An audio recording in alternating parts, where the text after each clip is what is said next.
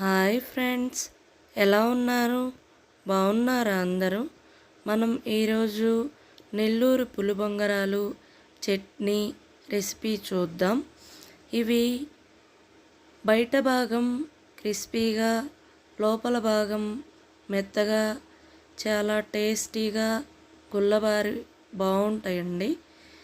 ముందుగా మనం దోసపిండిని తీసుకొని అందులో కొంచెం ఆనియన్స్, కరివేపాకు, అల్లము, జీలకర్ర, తగినంత ఉప్పు వేసుకొని ఆ దోసపిండిని బాగా కలుపుకోవాలి.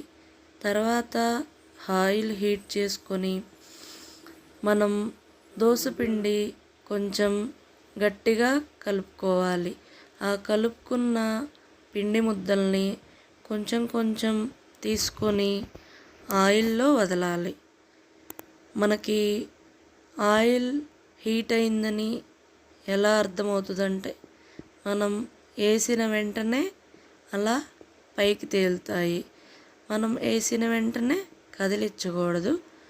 కొంచెంసేపు అయినాక కదిలించి బాగా అటు ఇటు తిప్పుకొని ఎర్రగా కాల్చుకొని పక్కకు తీసుకుంటే క్రిస్పీగా, టేస్టీగా నెల్లూరు పులిబొంగరాలు రెడీ అవుతాయండి.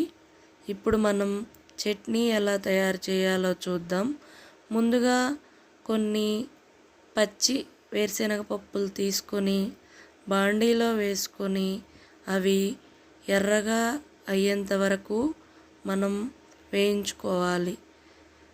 వేయించుకున్న వాటిని మిక్సీ జార్ తీసుకొని అందులో చల్లారబెట్టుకున్న వేరుశనగ పప్పును వేసుకొని ఒక 3 రెడ్ చిల్లీ వేసుకొని కొన్ని వెల్లుల్లి రెబ్బలను వేసుకొని మనం కొన్ని పుట్నాల పప్పును కూడా యాడ్ చేసుకొని దీనికి సరిపడినంత ఉప్పు వేసుకొని మనం గ్రైండ్ చేసుకోవాలి.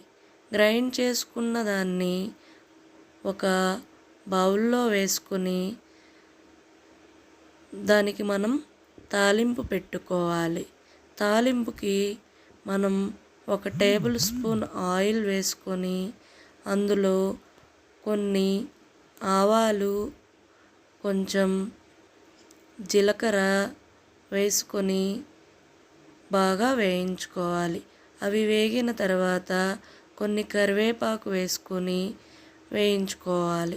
తర్వాత ఈ పోపును తీసుకెళ్ళి ఆ చట్నీలో వేసుకొని కలుపుకుంటే టేస్టీగా పల్లీ చట్నీ రెడీ. మీకు కనుక ఈ వీడియో నచ్చినట్టయితే ప్లీజ్ సబ్స్క్రైబ్.